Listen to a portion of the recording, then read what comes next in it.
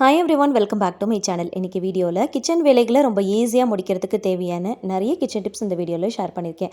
ரொம்பவே யூஸ்ஃபுல்லாகவும் இன்ட்ரெஸ்டிங்காகவும் இருக்கும். ஸோ வீடியோவை ஸ்கிப் பண்ணாமல் பாருங்கள். ஃபர்ஸ்ட் டைம் சேனலை பார்க்குறீங்கன்னா ப்ளீஸ் சப்ஸ்கிரைப் பண்ணிட்டு பாருங்கள். கூடவே இருக்கிற பெல் ஐக்கனையும் கிளிக் பண்ணி வச்சுக்கோங்க.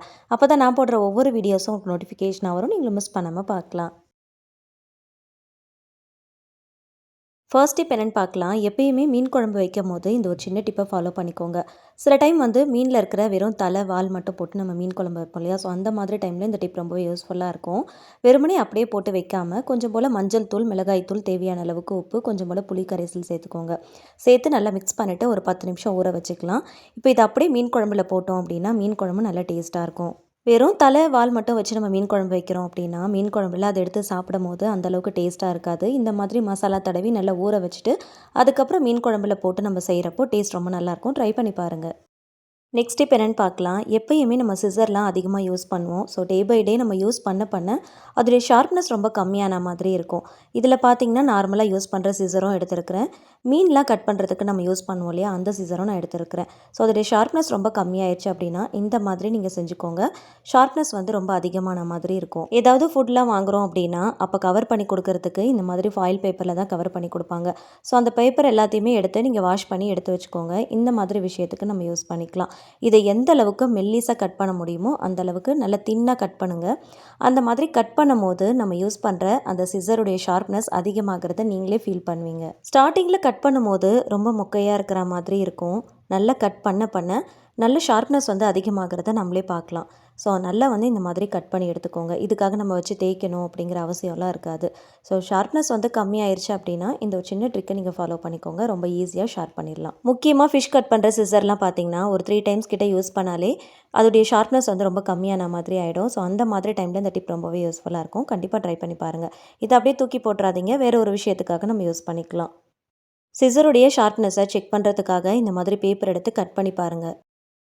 நெக்ஸ்ட் டிப் என்னென்னு பார்க்கலாம். சன்னாலாம் வாங்கி நம்ம ஸ்டோர் பண்ணி வைக்கிறோம் அப்படின்னா என்ன தான் பார்த்து ஸ்டோர் பண்ணி வச்சாலும் கொஞ்ச நாள்லேயே வண்டு வர ஆரம்பிச்சிரும். ஸோ அந்த மாதிரி வண்டு வராமல் ஃப்ரெஷ்ஷாக வச்சு ஸ்டோர் பண்ணி யூஸ் பண்ணுறதுக்கு இந்த ஒரு சின்ன டிப்பை ஃபாலோ பண்ணிக்கோங்க. இந்த மாதிரி பயிறு வகைகள், பருப்பு வகைகள் எல்லாத்தையுமே ஃப்ரிட்ஜில் வச்சு ஸ்டோர் பண்ணி யூஸ் பண்ணால் ரொம்ப ஃப்ரெஷ்ஷாக இருக்கும். ஆனால் இடத்த அடைக்கிற மாதிரி இருக்கும். ஸோ வெளியில் வச்சு யூஸ் பண்ணுறதுக்கு இந்த டிப் ரொம்பவே யூஸ்ஃபுல்லாக இருக்கும். பிரிஞ்சி இலை யூஸ் பண்ணது போக மீதி பழசு இருக்கும் இல்லையா, ஸோ அதை எடுத்து இந்த மாதிரி யூஸ் பண்ணிக்கோங்க. இதுக்குள்ளே போட்டுட்டு நல்லா டைட்டாக மூடி போட்டு வச்சிட்டிங்க அப்படின்னா எவ்வளோ நாள் ஆனாலும் வண்டு வராமல் இருக்குது. ஸோ இந்த டிப் ரொம்பவே யூஸ்ஃபுல்லாக இருக்குது. நீங்களும் ட்ரை பண்ணி பாருங்கள். நெக்ஸ்ட் டிப் என்னென்னு பார்க்கலாம். கடையில் வாங்குறதா இருந்தாலும் சரி, இல்லைனா ரேஷனில் வாங்குறதா இருந்தாலும் சரி, இந்த பச்சரிசியில் மட்டும் எப்படி தான் அவ்வளோ சீக்கிரம் வண்டு வருதுன்னு நமக்கு தெரியவே தெரியாது. ஸோ அதுக்கு இந்த ஒரு சின்ன டிப்பை ஃபாலோ பண்ணிக்கோங்க. இதுலேயும் ஒரு 2 பிரிஞ்சி இலையை இந்த மாதிரி உள்ளே போட்டு புதைச்சி வச்சா மாதிரி வச்சுருங்க. இதுக்கு மேலே எல்லா இடத்துலையும் படுற மாதிரி மிளகு தூவி விட்டுக்கோங்க. இந்த மாதிரி தூவி விட்டுட்டீங்க அப்படின்னா இதோடைய காரத்துக்கு அந்த வண்டு வராமல் இருக்குது. ஸோ ரொம்பவே யூஸ்ஃபுல்லான ஒரு டிப் தான். நீங்களும் ட்ரை பண்ணி பாருங்கள். டிஃபன் கடை, ஹோட்டல்லாம் ரன் பண்ணுறவங்களுக்கு இந்த டிப் ரொம்பவே யூஸ்ஃபுல்லாக இருக்கும். மூட்டையாக அரிசி வாங்கி வச்சுருப்பாங்க. அந்த மாதிரி ஃபேமிலி அண்ட் ஃப்ரெண்ட்ஸ் யாராவது இருந்தாங்கன்னா இந்த வீடியோ ஷேர் பண்ணி விடுங்க. நெக்ஸ்ட் டிப் என்னென்னு பார்க்கலாம். லெமன் வாங்கி வைக்கிறோம் அப்படின்னா கொஞ்ச நாள்லேயே அழுகி போன மாதிரி ஆகிடும். ரொம்ப லாங் டேர்மாக வச்சு யூஸ் பண்ணுறதுக்கு இந்த ஒரு சின்ன ட்ரிக்கை யூஸ் பண்ணிக்கோங்க. ரொம்ப நாளைக்கு வச்சு நம்ம ஃப்ரெஷ்ஷாக யூஸ் பண்ணிக்கலாம். இதுக்கு ஃபாயில் பேப்பர் தான் நமக்கு தேவைப்படும். இந்த ஃபாயில் பேப்பர் ஆல்ரெடி யூஸ் பண்ணதாக இருந்தாலும் பரவாயில்ல, வாஷ் பண்ணி எடுத்து வச்சுக்கோங்க. எவ்வளோ நீங்கள் லெமன் குவான்டிட்டி எடுக்கிறீங்களோ, எந்த பாக்ஸில் ஸ்டோர் பண்ண போகிறீங்களோ அந்த பாக்ஸுடைய சைஸ்க்கு ஏற்றாப்புல பார்த்து எடுத்துக்கோங்க. பாக்ஸை திருப்பி போட்டுட்டு அதில் இந்த ஃபாயில் பேப்பரை இந்த மாதிரி வச்சு நல்லா கவர் பண்ணுங்கள்.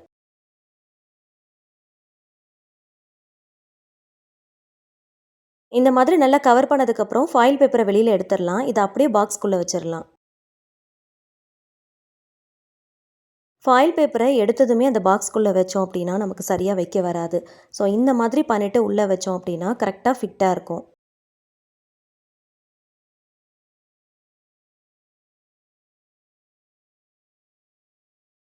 எல்லா லெமனையுமே ஃபஸ்ட்டு நல்லா வாஷ் பண்ணிக்கோங்க. வாஷ் பண்ணிவிட்டு கொஞ்சம் கூட ஈரம் இல்லாமல் நல்லா தொடச்சிட்டு ஒரு அரை மணி நேரத்துக்கு ஃபேன் காற்றுல நல்லா ஆற விடுங்க. அதுக்கப்புறமா இந்த பாக்ஸில் போட்டு ஸ்டோர் பண்ணிக்கலாம். இதை அப்படியே ஃப்ரிட்ஜுக்குள்ளே வச்சு மாதக்கணக்காக நீங்கள் வச்சு ஸ்டோர் பண்ணி யூஸ் பண்ணிக்கலாம். ரொம்ப நாளைக்கு ஃப்ரெஷ்ஷாகவே இருக்கும். இது மேலே கொஞ்சம் லைட்டாக தண்ணி வர ஆரம்பிக்கும் இல்லையா, ஸோ அது அப்சார்ப் பண்ணுறதுக்காக இந்த மாதிரி டிஷ்யூ பேப்பர் வச்சு நல்லா கவர் பண்ணிவிடுங்க. இதுக்கு பதிலாக காட்டன் கிளாத் வச்சு கூட நீங்கள் கவர் பண்ணிடலாம். இப்போ க்ளோஸ் பண்ணிவிட்டு ஃப்ரிட்ஜில் வச்சு ஸ்டோர் பண்ணிக்கோங்க. வீக்லி ஒன்ஸ் மட்டும் இந்த டிஷ்யூ பேப்பர் மட்டும் சேஞ்ச் பண்ணிக்கோங்க. இதே நீங்கள் காட்டன் கிளாத் யூஸ் பண்ணுறீங்க அப்படின்னா அந்த தண்ணியை நல்லா பிழிஞ்சிட்டு காய வச்சுட்டு மறுபடியும் உள்ளே போட்டு ஸ்டோர் பண்ணிக்கலாம். நெக்ஸ்ட் டிப் என்னென்னு பார்க்கலாம். காய் சீவல் நம்ம டே பை டே யூஸ் பண்ண பண்ண அதோடைய ஷார்ப்னஸ் கம்மியான மாதிரி இருக்கும். அதுக்கு இந்த மாதிரி ஃபாயில் பேப்பரை சின்ன உருண்டையாக எடுத்து உருட்டிக்கோங்க.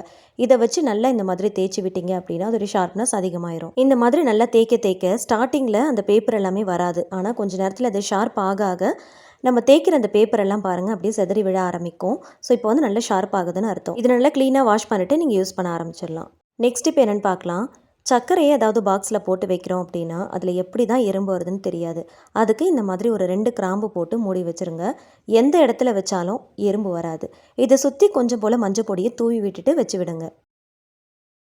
சில பேருக்கு கிராம்புடைய வாசனை பிடிக்காது. ஸோ அந்த மாதிரி ஆட்கள் இந்த மாதிரி ஏலக்காய் யூஸ் பண்ணிக்கோங்க. ஒரே ஒரு ஏலக்காவை போட்டுட்டு க்ளோஸ் பண்ணி வைங்க, எறும்பு வராமல் இருக்கும்.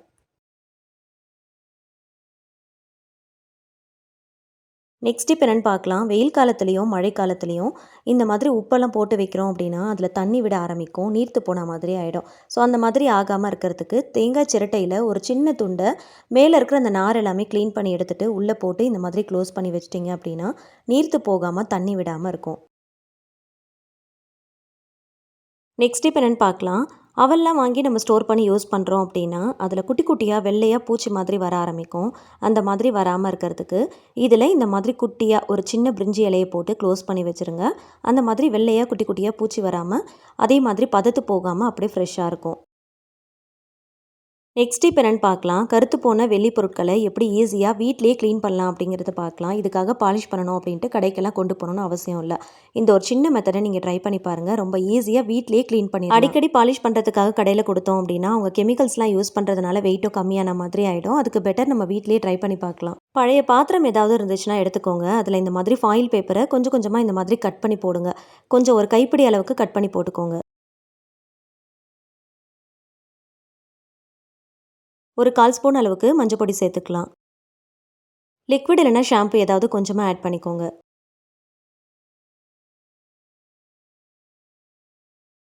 ஒரு பெரிய டம்ளர் அளவுக்கு தண்ணி சேர்த்துக்கலாம்.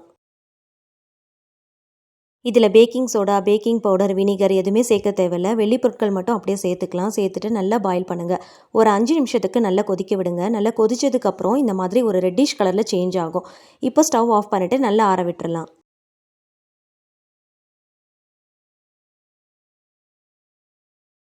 கொஞ்சம் லைட் ஹீட்டில் இருக்கும் போதே உள்ளே இருக்கிற கொலுசை வெளியில் எடுத்துகிட்டு நம்ம வாஷ் பண்ண ஆரம்பிச்சிடலாம். கொலுசை வாஷ் பண்ணுறதுக்கு ஏதாவது பழைய டூத் ப்ரஷ் இருந்துச்சு அப்படின்னா யூஸ் பண்ணிக்கோங்க.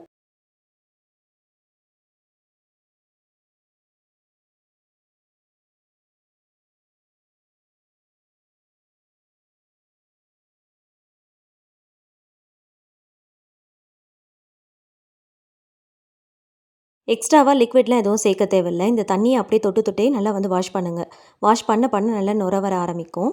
ஏன்னா இதில் நம்ம லிக்விட் சேர்த்து தான் நம்ம பாயில் பண்ணியிருந்தோம் இல்லையா? ஸோ அதனால் எவ்வளோ கருத்து போன வெள்ளியாக இருந்தாலும் ஃபாயில் பேப்பர் சேர்த்து நம்ம பாயில் பண்ணும்போது அதில் இருக்கிற அழுக்கு எல்லாமே அப்படியே கரைஞ்சி போயிடும். ரொம்ப கருத்து போன வெள்ளி பொருட்கள் ஏதாவது உங்ககிட்ட இருந்துச்சு அப்படின்னா ஃபாயில் பேப்பர் வச்சு லைட்டாக தேய்ச்சி பாருங்கள். அதுலேயே அது லைட்டாக வந்து கலர் சேஞ்ச் ஆக ஆரம்பிக்கும். பளிச்சுன்னு அப்படியே மாறிடும்.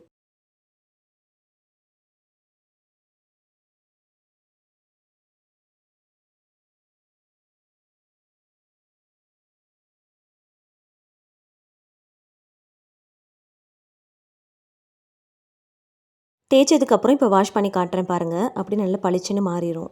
ஆல்ரெடி ஓரளவுக்கு நல்லா இருக்கிற கொலுசு தான். இதை நான் நல்லா வாஷ் பண்ணதுக்கப்புறம் பாருங்கள், இன்னும் நல்லா பிரைட்டாக இருக்குது.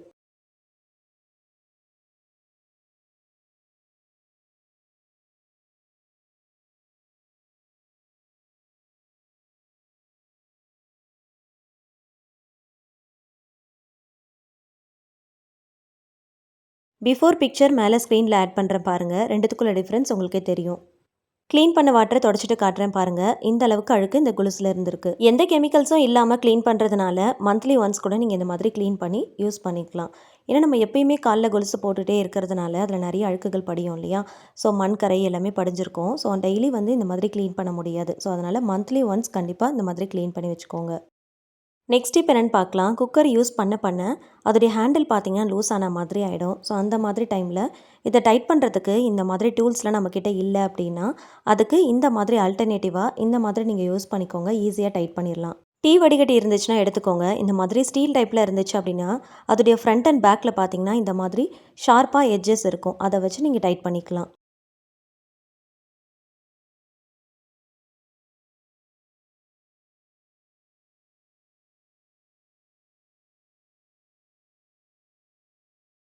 சப்போஸ் உங்ககிட்ட டீ வடிகட்டி ஸ்டீல் டைப்பில் இல்லை அப்படின்னா ஸ்பூனுடைய பேக் சைடில் யூஸ் பண்ணி கூட நீங்கள் இந்த மாதிரி டைட் பண்ணிக்கலாம். இந்த மாதிரி ஹேண்டில் டைப்பில் எந்த வெசல்ஸ் நீங்கள் யூஸ் பண்ணாலும் அப்பப்போ டைட் பண்ணி வச்சுக்கோங்க. ஏதாவது ஹாட்டான பொருள் நம்ம கையில் எடுத்துகிட்டு வரோம் அப்படின்னா இந்த ஹேண்டில் ரொம்ப லூஸாக இருந்துச்சு அப்படின்னா கை தவறி அப்படியே கீழே கொட்டிடும். நெக்ஸ்ட் டிப் என்னன்னு பார்க்கலாம். இதுக்காக இந்த மாதிரி ஒரு ஃபாயில் பேப்பரில் ஒரு 3 கைப்பிடி அளவுக்கு கல்லுப்பு சேர்த்துக்கலாம்.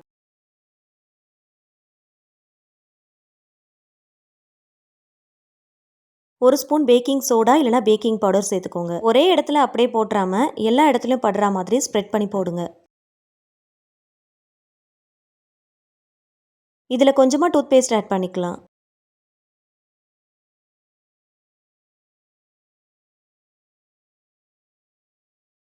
இதை 4 பக்கமும் அப்படியே ஃபோல்டு பண்ணி எடுத்துக்கோங்க.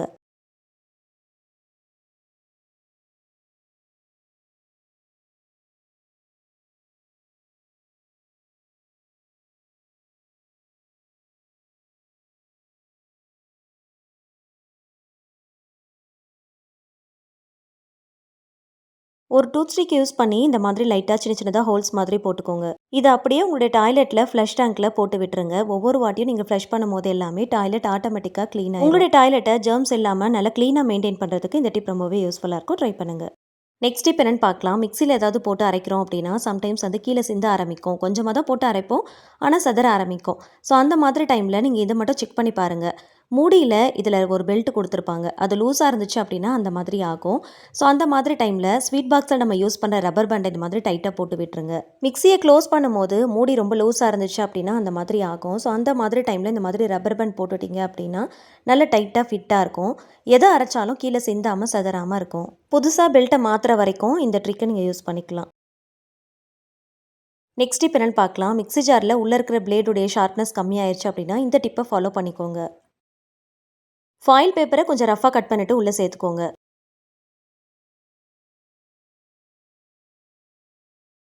இது கூட கொஞ்சமாக கல் உப்பு சேர்த்துக்கலாம்.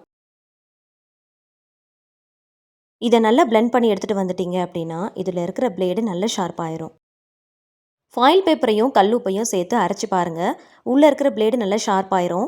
மிக்ஸி ஜாரும் நல்ல பாலிஷ் ஆன மாதிரி ஆயிரும். ரொம்ப நாள் யூஸ் பண்ண மிக்ஸி ஜார் ரொம்ப வந்து ஃபேடான மாதிரி இருக்கும், கொஞ்சம் டல்லாக இருக்கிற மாதிரி இருக்கும். இதை அரைச்சதுக்கப்புறம் வாஷ் பண்ணி நீங்கள் செக் பண்ணி பாருங்கள், நல்லா பிரைட்டாக இருக்கும். ஆல்மோஸ்ட் வீடியோட எண்டுக்கு வந்துட்டோம். வீடியோவில் நிறைய டிப்ஸ் நான் உங்ககிட்ட ஷேர் பண்ணியிருந்தேன். உங்களுக்கு எந்த டிப் ரொம்பவே பிடிச்சிருந்துச்சு மறக்காம கமெண்ட்டில் ஷேர் பண்ணுங்கள். வீடியோ பிடிச்சா மறக்காம லைக் பண்ணி ஃபேமிலி அண்ட் ஃப்ரெண்ட்ஸ் கூட ஷேர் பண்ணிக்கோங்க. சேனலை மறக்காம சப்ஸ்கிரைப் பண்ணிட்டு சப்போர்ட் பண்ணுங்கள். Thank you so much. கீப் வாட்சிங்.